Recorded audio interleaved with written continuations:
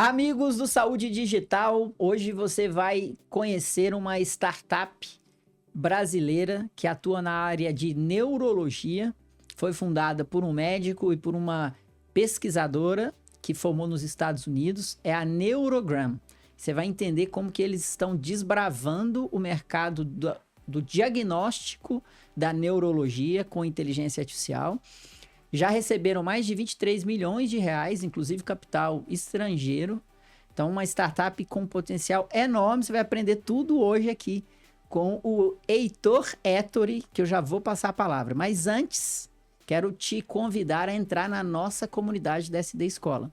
É um grupo de WhatsApp que tem mais de 1.200 médicos. E que neste grupo a gente coloca conteúdo sobre negócios médicos todos os dias. De segunda a sexta você vai receber conteúdo educacional.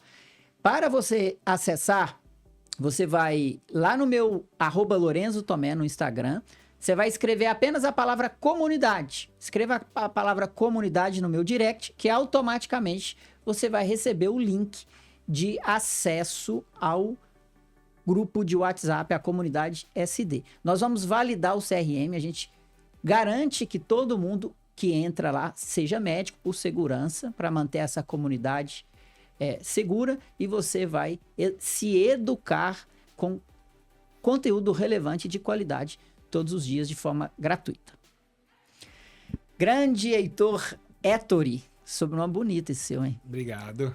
Heitor, seja bem-vindo, um prazer te receber aqui. Heitor é médico neurologista, neurofisiologista, está desbravando o mercado da neurologia com uma inovação, junto com a Dani, que é a sua sócia, e nós vamos desbravar isso aqui hoje, contar o que a Neurogram está entregando para o mercado. Mas sempre a primeira pergunta é o seu background. Conta para mim assim um pouquinho do quem é o Heitor até chegar aqui. Ótimo, Lorenzo. Primeiro, obrigado pela oportunidade. Obrigado por acertar meu sobrenome, que é um dos primeiros que acerta, como a gente fala, Ettore, um sobrenome italiano. E contar um pouquinho da minha história. Eu acho que eu posso iniciar falando que eu sempre fui um entusiasta um pouco de tecnologia. Então, acho que desde pequeno eu gostava disso. Com meus 14 anos, eu já fazia uns freelancers em lojas de computador, limpeza de impressora, fazendo isso. Depois, acabei seguindo uma carreira mais tradicional, acho que como boa parte de nós, a parte da medicina. Eu fiz faculdade de medicina em Taubaté, eu cresci em Taubaté. E depois disso, eu fui fazer minhas especialidades e minha residência médica em São Paulo, na Universidade Federal de São Paulo. Até o 6º ano da faculdade eu tinha interesse de fazer cardiologia, e aí no último mês eu falei, cara, eu queria um desafio diferente, gostava de pesquisar, eu falei, nossa, neurologia pode ser uma área interessante. Então foi uma virada de chave, no último mês eu acabei indo para neurologia, segui isso em São Paulo, fiquei fazendo até meu R6, então eu segui a parte da neurologia, que na minha época isso já teve algumas variações, mas eram 3 anos de formação. Então eu fiz essa neurologia clínica e depois segui para algumas subespecialidades, que foi a neurofisiologia, onde eu também me encontrei. Como eu gostava de tecnologia, essa parte de dados, a neurofisiologia é uma área, um nicho muito pequeno. Não são todas as pessoas que conhecem, mas a gente trabalha muito na área de diagnóstico e funcionamento cerebral. Então a gente tenta desbravar 5 grandes áreas da neurologia em si. E quando a gente fala neurologia, não é só a parte da neurologia clínica, mas tem intersecção com outras especialidades, que são a parte do eletroencefalograma, então a gente vê a atividade cerebral, como funcionam essas ondas cerebrais, a saúde do cérebro, a eletroneuromiografia, onde a gente vê os nervos periféricos, a medicina do sono com polissonografia, potencial evocado, que são exames mais específicos, e a monitorização intraoperatória, que é uma outra área que a gente engloba toda essa parte de funcionamento cerebral dentro do ambiente cirúrgico para ajudar e dar um pouco mais de segurança para o médico cirurgião que está atuando. E aí eu acabei fazendo meu R5, meu R6 nessa área. E nesse período me apaixonei muito por essa parte de dados e acabei não seguindo tanto a parte mais tradicional da neurologia clínica. Eu não acabei abrindo um consultório, atuando com a neurologia. Eu foquei muito na parte de neurofisiologia. Na Escola Paulista, que eu fiz aqui, na época era uma das poucas residências que você tinha essa oportunidade de você conhecer as 5 áreas de diagnóstico. Normalmente, a nossa área de neurofisiologia mais tradicional, a gente atua pegando... eu gosto muito de eletroencefalograma, então vou focar só no eletroencefalograma e vou trabalhar com epilepsia também. Então, continua na parte assistencial médica com consultório de epilepsia. Eu vou trabalhar com doenças do músculo e mais esse outro exame que é a eletroneuromiografia. Então, você tinha essa parte mais nichada.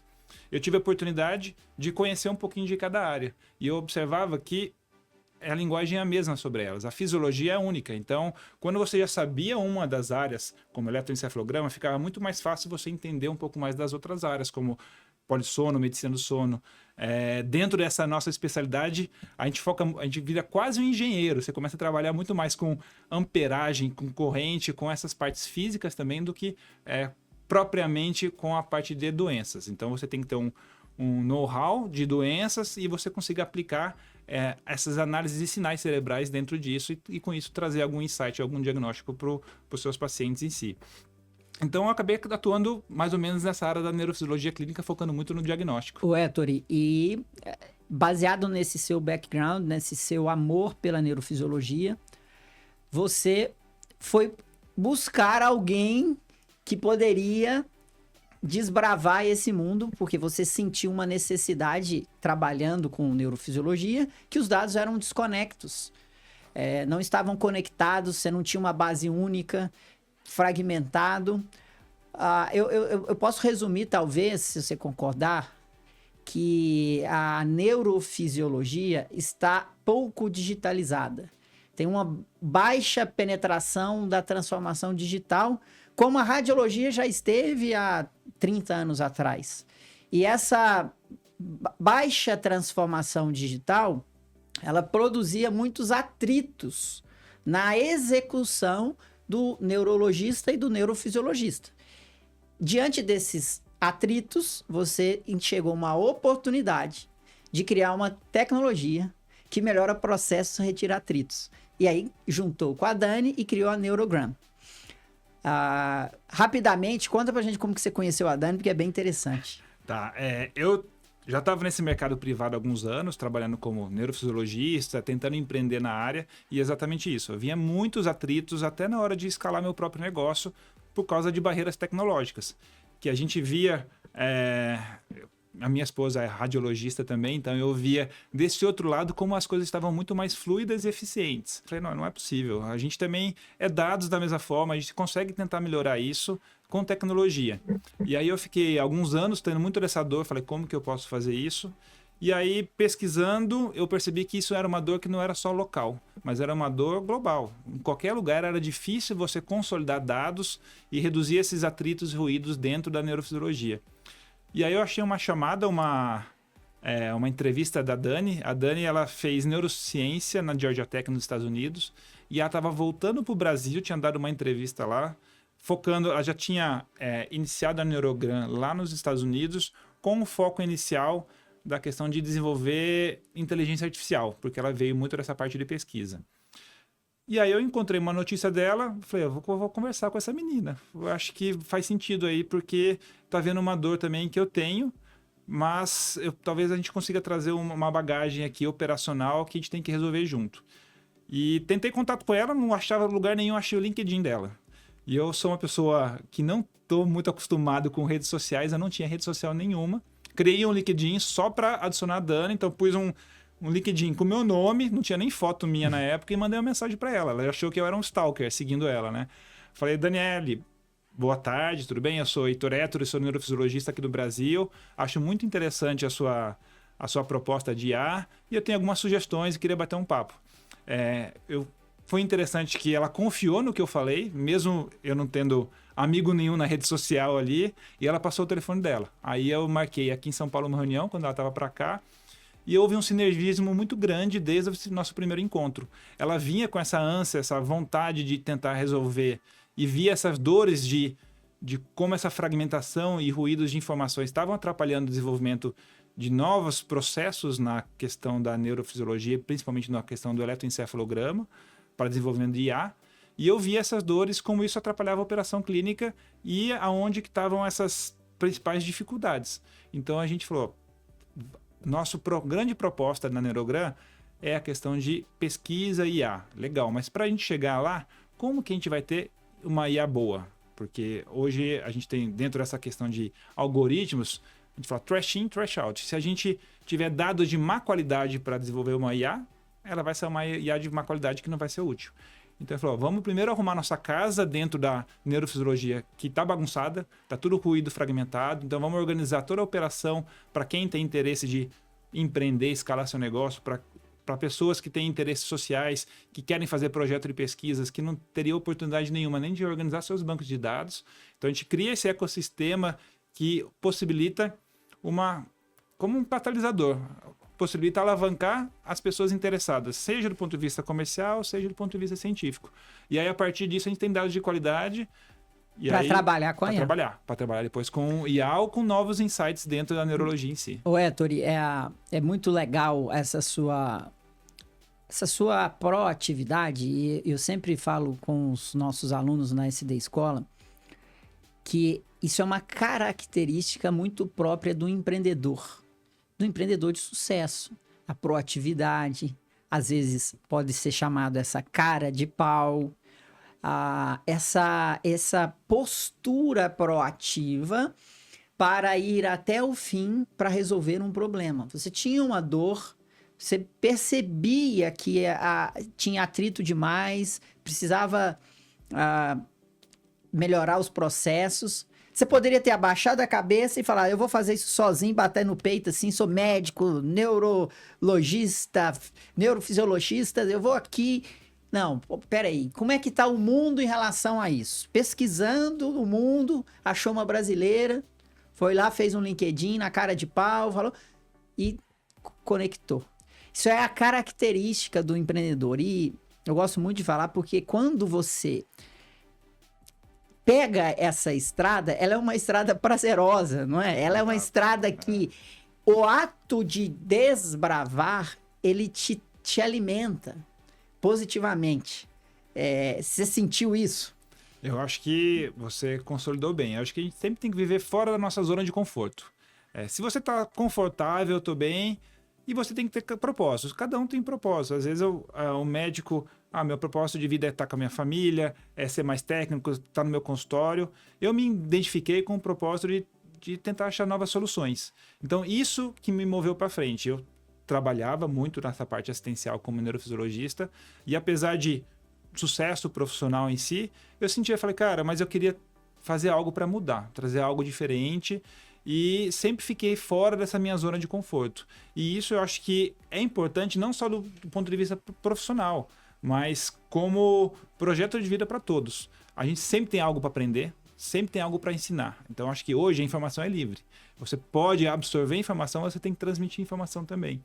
Como eu tinha uma certa carga de conhecimento, ou até como entusiasta dessa tecnologia, via essas dores, eu falei, cara, não adianta apenas isso morrer comigo. Eu queria passar isso, falar, o mercado pode melhorar. Talvez esses processos podem melhorar. A gente está mostrando um caminho. Criamos a Neurograma para esse caminho talvez traga um pouco mais de eficiência para esse mercado pesquisa, científico, assistencial, comercial e dá oportunidade para outros empreendedores ou outras pessoas interessadas conseguirem seguir esse caminho e desenvolver novos trajetos, novas trajetórias também. Perfeito, Ettore. E agora vamos voltar à retirada de atritos, melhoria de processos. Perfeito. Como que vocês arquitetaram isso? E é muito interessante sua analogia com a radiologia, né? Inclusive com a ferramenta do PACS. Exato. Conta aí como que foi essa arquitetura para colocar o primeiro produto no mercado. Eu acho que no mundo nada é feito do zero. A gente sempre pega boas pessoas e boas ideias e se baseia neles. E a gente via... Vamos pensar, a radiologia é o nosso primo rico, né? Do jeito que elas cresceram. Então, a gente viu o sucesso da radiologia nas últimas décadas. Da onde que veio esse sucesso da radiologia? A partir do momento que ela teve mais eficiência nos seus processos e melhor consolidação de dados. Lá atrás, vamos pensar que a radiologia vou fazer uma ressonância, você tinha várias máquinas de modelos e marcas diferentes que não se comunicavam. Padrões de linguagem de dados diferentes que não se comunicavam dentro da radiologia. E a partir do momento que você conseguiu criar um ecossistema, que você tem uma linguagem única, que é o DICOM. É o DICOM hoje em dia padronizado, então você tem o que a gente chama de interoperabilidade e maior integração, não só com sistemas de radiologia, mas com os demais sistemas, você consegue trazer dados com maior riqueza e maiores insights. E foi daí que a radiologia evoluiu. Foi daí que vocês conseguiram trazer mais padrões para diagnósticos e, a partir disso, mais tecnologia. E não só quando a gente fala que está no hype de algoritmos, que a radiologia está evoluindo muito bem com inteligência artificial, mas novos produtos também, novos equipamentos com ressonâncias funcionais, tudo com essas integrações de dados. A gente via isso na neurologia e sobretudo, quando a gente fala do eletroencefalograma, que nos últimos 20 anos a gente estava fazendo igual. O EEG, o eletroencefalograma, resumindo o EEG, ele teve um grande impulso quando saiu do papel, escrito, então era igual aquele de terremoto antigamente, que ficava um monte de risquinho, saiu do papel para o digital. E isso possibilitou um crescimento muito grande do EEG, isso já fazem mais de 20 anos. Desde então, a nossa área é um pouco tradicional e o EEG é visto da mesma maneira do ponto de vista assistencial operacional. Mesmo com todas essas tecnologias que a gente tem hoje de nuvem, tudo você dependia de ter vários softwares distintos. Então, na operação, para o médico laudar um exame de EEG, ele precisa de 5, 7 softwares ou 5 ou 7 processos diferentes. Ele precisa de uma máquina que grave as ondinhas cerebrais, converta isso em dados e esse dado é arquivado. Ele vai precisar de algum processo ou algum software para jogar esse dado para ele ter acesso a isso, seja um HD externo, seja um pendrive, que você dá risada, mas a gente pega grandes hospitais ainda em São Paulo, sério? Que você usa HD externo, porque eles estão muito preocupados com privacidade de dados e não existia nuvens LGPD compliance antigamente. Então, você pega grandes hospitais ainda que trabalham com HD, porque é uma maneira mais segura.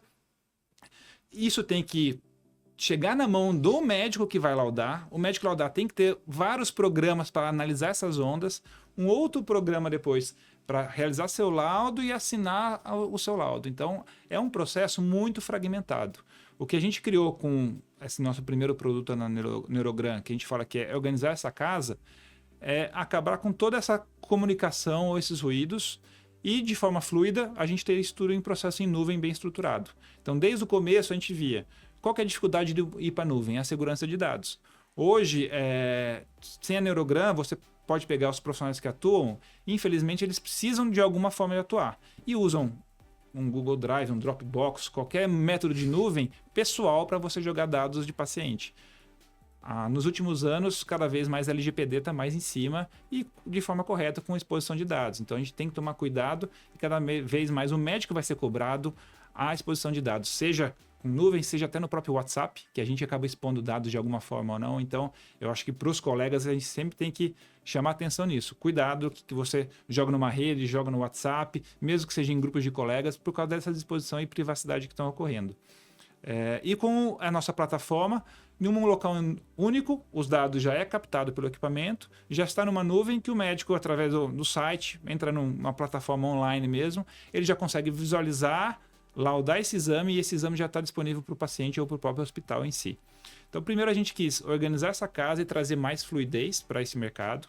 A gente tem alguns dados internos nossos, até a gente publicou algumas coisas já em congresso científico em si, mostrando o uso da plataforma e essa eficiência. Normalmente um exame, para fazer um exame de rotina dos dados cerebrais do EEG, para fazer toda essa jornada de captação, jogar para uma nuvem, depois o médico tem que fazer o download desse exame e laudar, girava em torno de 30 minutos, mais ou menos. A gente consegue reduzir isso em 60% a 70% para 7 minutos. Então, o médico tem mais o tempo livre dele, que antes ele ficava dos 10 minutos que ele estava com a tela na frente dele, eram 2 minutos fazendo medicina, que era vendo o traçado, dos 8 minutos com burocracia. A gente quer tirar essa burocracia do médico, ou seja, ele fazer o que gosta, quer conseguir analisar o exame e com isso ele trazer mais eficiência operacional, mais produtividade em si. É muito interessante esse modelo de negócio. É muito interessante esse modelo de negócio de retirar atritos e melhorar processos, que é o que a tecnologia pode fazer. Então, você contando, eu me lembro quando eu terminei o meu fellow lá no HCOC, estou acabando de saber que fui quase contemporâneo da sua esposa, que fez lá também, eu saí para laudar teles. E existiam algumas cidades pequenas que não tinham Pax. Então, elas me mandavam aquele pacote de imagem lá na nuvem. Eu tinha que pegar, baixar no meu computador e usar um software chamado Osiris para ler as imagens. E era quase o mesmo tempo de laudo, era o tempo de burocracia. E aquilo vai te dando... tem pessoas que são menos tolerantes, né? Eu sou um desses, você é com certeza um desses. Aquilo me sugava a minha energia, porque eu sempre pensava assim, o suprassumo mental meu aqui, que é o diagnóstico, ele está muito prejudicado por essas interferências aqui de processos. E a ponto de, rapidamente, eu não querer mais atender esta clínica, eu mudar para outra. Por mais que o ticket que me pagava ali era um ticket que valia a pena, mas são perfis de pessoas. Outra que eu sempre gosto de contar aqui, quando eu entrei na residência, lá na UFMG, no Hospital das Clínicas, a gente liberava, acredite, isso em 2009, 2010, os residentes liberavam escrevendo a lápis numa folha de papel com o preceptor. O laudo? O laudo. Aí eu falei, mas não pode, minha letra é horrível, eu não consigo ler minha letra. E aí o preceptor, ele falava, não, isso aqui tá errado. Você pegava a borracha lá, apagava, ficava aquela... Eu falei, não pode ser assim. Aí eu peguei o meu laptop e comecei a digitar no Word, logo no meu R1. Quando o preceptor viu, ele falou, cara, mas tá muito mais fácil. Eu comecei a liberar muito mais rápido. Aí os melhores preceptores queriam liberar comigo, porque eu economizava o tempo dele. Aí os outros colegas, o que eles começaram a fazer? Começaram a levar o laptop e digitar no Word, coisa simples. A gente pegava o arquivo, mandava para a digitadora copiava e colava, ela não tinha que digitar. A digitadora também ficou feliz, ela não ficou com medo de perder o emprego dela, porque tinha muito erro e tal. Então, essa questão do processo, de melhorar o processo. Agora, vamos entrar num outro quesito que você aborda, que você atua, a Neurogram está endereçando, que é a interoperabilidade. A saúde, a interoperabilidade na saúde é muito complicada. Eu costumo dizer que eu acho que a maior dor, o maior calcanhar de Aquiles da saúde é a interoperabilidade, mais até que o fee for service. Eu vou te dar um exemplo. No sistema econômico, a gente tem o Pix, que é uma inovação mundial. E o Pix, ele consegue gerar muito mais riqueza para o país. Mas o Pix só foi possível porque as instituições financeiras aceitaram ter um padrão único de comunicação e abrir e compartilhar o banco de dados. Essa é uma visão que na saúde ela é muito lenta. Vamos pensar, se existisse um Pix dos exames laboratoriais, você já imaginou se você chegasse no hospital X e fizesse um Pix, não de dinheiro, mas um Pix de informação para o médico, de coisa rápida, dentro dos protocolos de segurança, quanto que não se economizaria de novos exames pedidos? Quanto de processo que não facilitaria? Quanto de atrito que não se retiraria? Mas, por trás da ineficiência, tem pessoas que vivem com a ineficiência. Tem gente ganhando dinheiro com a ineficiência. Tem pessoas grandes, graúdas, empresas, conglomerados, que vivem e se alimentam da ineficiência. E na saúde é muito comum. E enquanto a gente vai admitindo, suportando isso, vai indo, vai levando, vai empurrando. E aí você vai lá no Google Drive, baixa o exame, com risco de compartilhar, pega aquele pendrive, aquele HD externo, aquele negócio que tá ali, que segurança tem também, o outro pode ir lá roubar, aí você pega, põe no motoboy pro médico, porque não é muito grande, motoboy, entrega lá no médico, ele vai lá dar esses exames. Então, essas ineficiências, elas precisam ser resolvidas.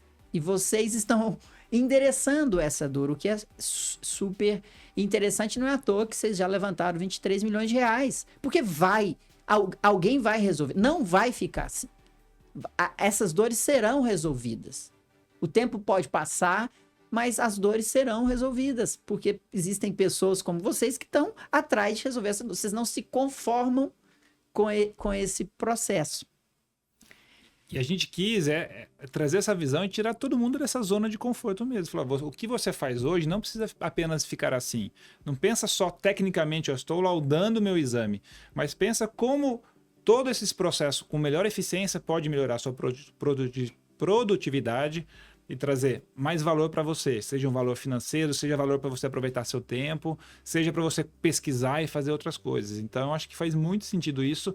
Essa questão essa paralelo com o Pix é muito real na nossa área, da parte da interoperabilidade. O que a gente vê muito hoje as empresas de equipamentos, elas têm cada uma linguagem sua.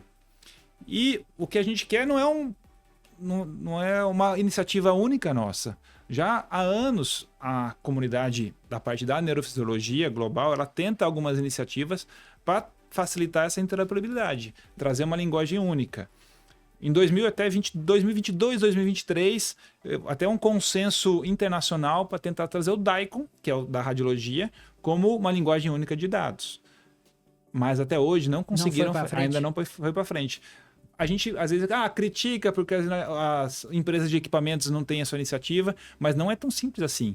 Imagina que todo no histórico dela, uma empresa que tem 20, 30 anos, todo o desenvolvimento do seu produto, do seu software, foi baseado numa arquitetura com uma linguagem específica. Para mudar aquilo não é tão fácil também. Então a gente percebeu que a dor é de todos. Para a máquina de equipamento, para a manufatura, seria super interessante eles terem uma linguagem única, mas também eles vão precisar gastar energia e dinheiro para desenvolver essa linguagem. Então, a nossa grande iniciativa foi olhar o quê? A gente vê que a comunidade médica está insatisfeita por falta de interoperabilidade e a gente observa também que a manufatura também está insatisfeita, ela gostaria de auxiliar, mas não consegue por questões operacionais. Então, a gente quis criar como se fosse esse PAX que a gente consegue enxergar e entender como essa linguagem de cada uma das manufaturas e devolver num visualizador único. Então, um grande pulo do gato nosso foi tentar fazer essa ponte entre o que a comunidade médica precisa da questão da interoperabilidade e do que hoje a manufatura entrega. E com isso, a gente já começa a alavancar um pouco mais e avançar em tecnologia, enquanto a gente dá esse tempo para a manufatura trabalhar e conseguir se organizar numa linguagem única, que às vezes pode durar anos e décadas, a gente não sabe o quanto isso vai durar. Além dessa questão da interoperabilidade de tipos de linguagem do arquivo para a gente analisar, uma grande fragmentação que ainda se tem na saúde de forma global é a interoperabilidade entre especialidades. Então, aquele dado armazenado, que independendo do tipo de equipamento, seja do ponto de equipamento neurológico ou radiológico ou algum outro, ele entregou, onde ele está guardado? Primeiro, está guardado com segurança, com privacidade e segurança? Isso é possível? Tá com camadas de segurança como precisa LGPD ou RIPA? Por quanto tempo ele fica guardado? Esse dado está organizado? Porque hoje, na comunidade médica, principalmente eu falo na parte da neurologia, eu quero levantar um histórico dos últimos 10 anos de exame que a minha clínica fez. Onde estão esses exames? Estão largados ao arquivo perdido sem estar tabelado ou dados trabalhados? Tanto dados quanto metadados, as informações relevantes sobre esses dados. Então, a gente sabe hoje que o dado é o novo ouro. Não de hoje, há muito tempo atrás já, há anos, a informação é o novo ouro, é o que tem um grande valor. E a informação ela não tem um valor apenas comercial ou financeiro, ela pode ter um valor social, ela pode ter um valor científico. Então hoje a gente tem que saber trabalhar a informação e cuidar melhor dessa informação. Então, dentro da nossa plataforma Neurogram, a gente cria essas camadas de segurança e estrutura, ou seja, lapida todas as informações que são pertinentes para aquele dado ou para aquele paciente ou para aquele médico em si, e isso fica armazenado. Uma hora ou outra vai ter alguém que não está na zona de conforto também, que fala, cara, eu quero agora desenvolver algo de acordo com essa minha base de dados da minha clínica. opa, você não precisa se preocupar mais com tecnologia, já está organizado para você, eu quero fazer uma pesquisa científica, eu quero ajudar a desenvolver um novo biomarcador, eu quero uma análise administrativa e gerencial da minha clínica como foram nos últimos anos, que tipo de exame que eu fiz. Então, a gente consegue trazer esses insights para o mercado também. Eu queria te perguntar porque você também tem que lidar com grandes empresas e empresas, né, multinacionais, e o posicionamento de vocês é ser esse barramento, né? Um hub onde todo mundo pode plugar os exames neurológicos, independente da linguagem que esse exame está armazenado, e que aqui ele vai ter um padrão de visualização para o médico, e que futuramente, como esse barramento, como esse hub está armazenando dados, vocês estão caminhando também para que a inteligência artificial processe esses dados e ajude no suporte à decisão dos profissionais envolvidos, principalmente os médicos. Onde que está a maior dificuldade do seu negócio em executar esse plano? A gente tem algumas barreiras que a gente está desbravando. Uma era tecnológica, de acordo com linguagem. Então, entender de como essa informação chega de uma forma única para encontrar depois o seu potencial cliente ou quem vai utilizar esses dados. E eu acho que a gente já está muito avançado nessa parte. E realmente, a gente se vê como agnóstico. A gente não se preocupa muito ou não tem uma tendência de preferir uma marca X ou uma marca Y. A gente quer deixar os dados de uma forma organizada. Com dados, a gente consegue talvez trabalhar para desenvolvimento de algoritmos e inteligência artificial. E a gente fala em inteligência artificial porque está no hype, mas eu acho que antes de chegar no passo da inteligência artificial, alguns setores da saúde, a gente precisa de inteligência. Então, primeiro a gente quer trazer inteligência. Então, é melhorar a automação, melhorar a eficiência. Não precisa ser um algoritmo específico. É trazer uma fluidez, um fluxo melhor. Também a gente consegue desenvolver alguns insights. Então, insights, esses dados cerebrais aqui. Primeiro tem que ter toda a questão da privacidade. Os dados não são nossos. De quem que é o dado proprietário? É o próprio paciente. Então, primeiro assim, o paciente deixa você trabalhar o dado? Não deixa. O médico, ou a clínica, ou a operadora deixa trabalhar o dado? Não deixa. A própria médico, ele quer trabalhar aquele dado? Então, você tem que ter essas camadas éticas bem estruturadas para você depois começar a utilizar esses dados e trabalhar com inteligência e com inteligência artificial também. Hoje, na neurologia, a gente cria várias teses. A nossa ideia é ser um grande hub. Vamos pensar no Windows hoje. Você tem uma plataforma, um sistema, com o sistema Windows, sistema Mac. A partir dele, você tem vários outros softwares que você possibilita atuar. O software pode ser proprietário do Windows, mas pode ser uma outra pessoa que tem uma ideia boa. Falei, cara, eu desenvolvi uma tese muito interessante para medicina, para neurologia, só que eu não tenho onde encaixar isso. Eu desenvolvi um algoritmo, ou desenvolvi uma nova forma de uma imagem tridimensional para enxergar como funciona o seu cérebro. E eu não tenho onde encaixar isso para trazer para o mercado ou para a comunidade ver se isso tem validade ou não tem validade. Então, a gente é esse hub de conseguir conectar pessoas também da parte de pesquisa ou inovadores dentro da área médica em si. Então, criar essa ponte entre neurologia e neurociência e todo mundo da parte tecnológica envolvido. E aí, dentro da parte assistencial, a gente tem muitos gaps ainda e por falta de tecnologia no Brasil. E no mundo também. Imagina no ambiente de UTI. Isso é uma das nossas teses hoje. Um paciente que tem um AVC, um derrame cerebral, um AVC isquêmico hemorrágico, ou tem uma crise convulsiva, ou fez uma cirurgia do cérebro e depois não acorda, que estão suspeitando que ele está tendo a gente chama de um estado de mal epilético, uma convulsão contínua. Como que você vai enxergar isso? O eletroencefalograma ele pode ser uma janela cerebral. Ele é uma janela cerebral. A maneira que você enxerga, do ponto de vista dinâmico, como está funcionando aquele cérebro. E com esses insights, você traz muita informação terapêutica. E onde que tem o EEG hoje em dia? Quando você pega capitais e grandes centros, é mais fácil falar que você tem isso disponível. Quando você vai para o interior, às vezes você pega para fazer um exame ambulatorial, mais de 1 ano de fila no interior para conseguir fazer, às vezes, algum exame e conseguir algum laudo de qualidade. Os hospitais, mesmo que você tenha uma neurocirurgia no hospital, o paciente muitas vezes não tem acesso a esse essa técnica, que é uma técnica já de décadas atrás, mas você não consiga, pela complexidade da operação que se traga.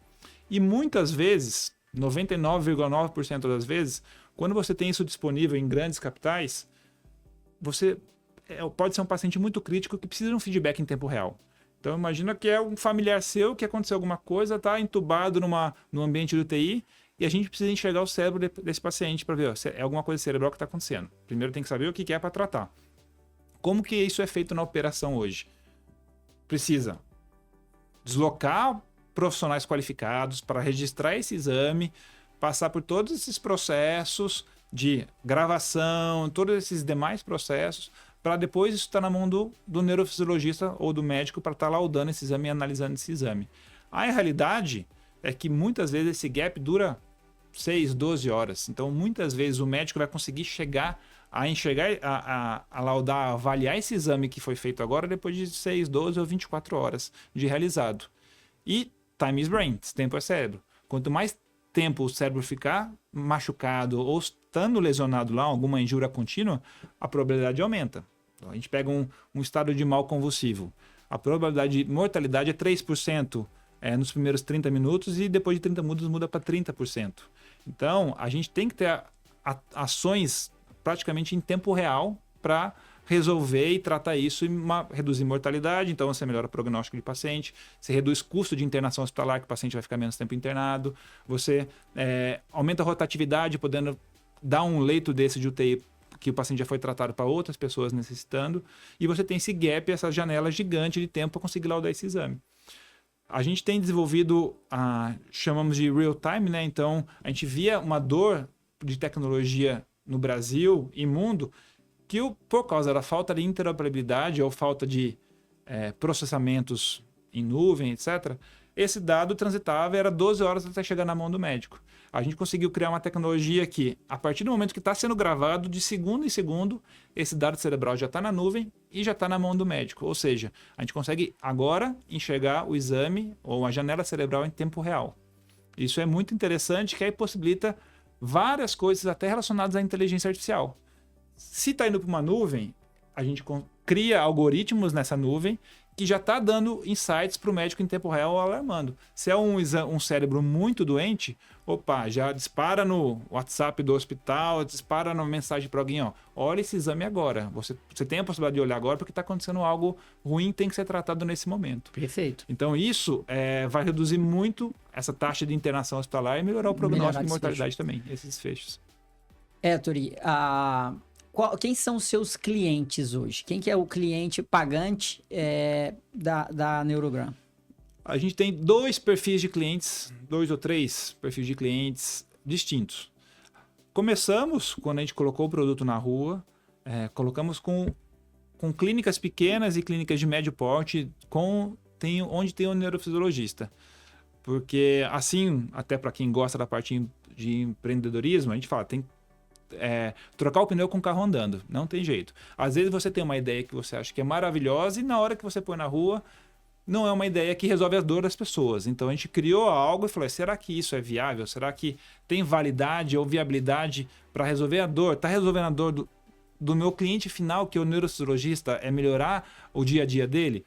Então a gente primeiro pegou um pool de clientes que são os médicos e as clínicas de pequeno e médio porte, onde a gente desenvolveu essa plataforma e, de uma forma dinâmica, diariamente, em conjunto, via o que estava bom, o que não estava bom, o que está melhorando, o que o médico mais precisa, coisa que a gente nem imaginava. Falou, eu quero que tenha uma gestão administrativa essa plataforma para saber quantos exames eu fiz no mês. Então, a gente conseguiu desenvolver em conjunto com o usuário final isso. Então, traz uma usabilidade muito melhor do que você falar, agora eu ponho essa plataforma no mercado, chegou na mão do médico, que é o usuário final e é o nosso grande foco, e ele não vai utilizar. Então a gente começou com esses clientes, hoje a gente tem redes de hospitais também envolvidos, tá? Então a gente observa, e foi até rápido, que quando a gente tem essas conversas com hospitais, apesar de ter um ciclo de contrato longo, e tem que ser longo por causa de diversas questões éticas, burocráticas e seguranças que um hospital vai conversar com uma startup, ele tem que seguir, é um ciclo de vendas longo. Mas normalmente depois da primeira apresentação ele já fecha o negócio com a gente. Fala, está fechado, agora vamos seguir para esse ciclo. Porque eles sentem a mesma dor. A dor deles é tanto da parte operacional porque eles já enxergam muito melhor como médico, ele vê que a operação é fragmentada e tem muito ruído, eles querem resolver isso e querem resolver também o seu problema de exposição de dados, de privacidade de dados e governança desses dados também. Então, assim você consegue trazer melhores indicadores e um BI, um Business Intelligence para a operadora ou para o próprio hospital de uma maneira muito mais fluida em si. Maravilha. E você cobra um SaaS, né? Software as a Service. E você cobra um setup mais uma assinatura? A gente, do produto dessa plataforma, que é para resolver essas dores de mercado, nós funcionamos hoje como um SaaS. Então, nós cobramos uma assinatura mensal, que é baixa, o valor é baixo e acessível a qualquer pessoa, seja o profissional liberal, o neurofisiologista ou o próprio hospital. E o nosso grande foco, a partir desse SaaS, é resolver toda essa operação e depois trazer inovações dentro da área da neurologia em si. E aí, com isso, digamos que a gente vai ter add-ons ali. Eu quero utilizar a inteligência artificial para já trazer o dado para o médico melhor, já trabalhado, que ele consiga ter novos insights. Então, hoje, a plataforma é através de uma assinatura mensal, como o SaaS. Qual que é o tamanho do mercado brasileiro? Você tem esse número aí, mais ou menos? Geralmente você tem que pôr no seu pitch lá, quando você vai fazer a gente tem isso no pitch, aí tem o tamanho de mercado global, que é um mercado em franco crescimento. Eu posso levantar números agora de cabeça aqui. Mais ou menos, assim. Não lembro. Não lembro de cabeça agora, não. Tranquilo. O que eu tô querendo dizer é que no seu roadmap, o que mais do que a ferramenta de comunicação, que seria o PACS, o grande potencial de crescimento está no processamento desses dados, para trazer inteligência e retirar atriz, melhorar processos e melhorar desfechos. Conta um pouquinho do roadmap, como é que vocês estão planejando essa escalada? Apesar de não ter esses números do tamanho de mercado global para te passar, a gente vê que é um mercado em franco crescimento e não só do TAM, do mercado financeiro em si, mas o envelhecimento populacional, e a gente tem observado uma janela muito grande da neurologia, do estudo do cérebro em si. A gente ainda o cérebro com uma caixa de Pandora, estão cada vez mais tentando desvendar essa caixa de Pandora, e muita gente, grandes players, não só da área assistencial, mas da área de tecnologia também, olhando o cérebro como um potencial benefício aí de trazer novas inovações. Vamos pensar na questão até dos BCIs, que são os dispositivos implantáveis que a gente tem hoje em dia. Se a gente olhar nos últimos 5 anos, esses dispositivos não são todos que conhecem, mas já tem algumas coisas já em desenvolvimento para alguém que tem tetraplegia, você colocar um eletrodo no cérebro e através dessas informações aí, com o algoritmo, a pessoa conseguir movimentar, ou a pessoa que não tem visão, então lá no córtex cerebral, conseguir chegar essa informação lá. Então é um mercado que está crescendo não só do ponto de vista assistencial, mas do ponto de vista científico também. Então a gente está num boom muito interessante desse crescimento e a gente observa que os dados vão ser muito importantes para o desenvolvimento disso. Então é onde a gente está focando bastante, vamos trabalhar esses dados para trazer esses dados para o mercado, para novas tecnologias e ajudar a desenvolvimento dessas tecnologias também. A gente estamos aqui no Brasil já na rua com o produto desde o ano passado, crescendo de uma forma bastante expressiva. Quando a gente pega pesquisas científicas, artigos, papers, grandes papers, quando a gente trabalha e essa análise do EEG ou análise cerebrais, são papers que você consegue uma quantidade de dados de 10, 20 mil pacientes mais ou menos ao longo de anos de análise por causa dessa fragmentação. Hoje a gente já está rodando na nossa plataforma 2 mil exames por mês com um crescimento de 7% por semana. Então está um crescimento bem interessante da quantidade de dados que a gente está desenvolvendo lá dentro. E estamos observando que essa nossa não é uma dor só do Brasil, mas uma dor também global, tanto do ponto de vista de operação, e uma janela que tem muita gente desenvolvendo coisa legal com esses dados, com IA. Então, não só interno, a gente tem um time de pesquisa interno nosso, com neuroengenheiros, cientistas de dados, que a gente desenvolve aí internamente, mas tem muita gente de fora fazendo muita coisa legal, só que eles não conseguem pôr esses produtos dele ou essas ideias, essas teses no mercado para teste, porque não existe esse ecossistema. Isso fora está muito mais evoluído que o Brasil, então a gente já está olhando para uma expansão internacional também, para melhorar a operação, mas conseguir criar uma ponte entre os pesquisadores, os empreendedores nessa área da neurologia e trazer isso para a parte assistencial.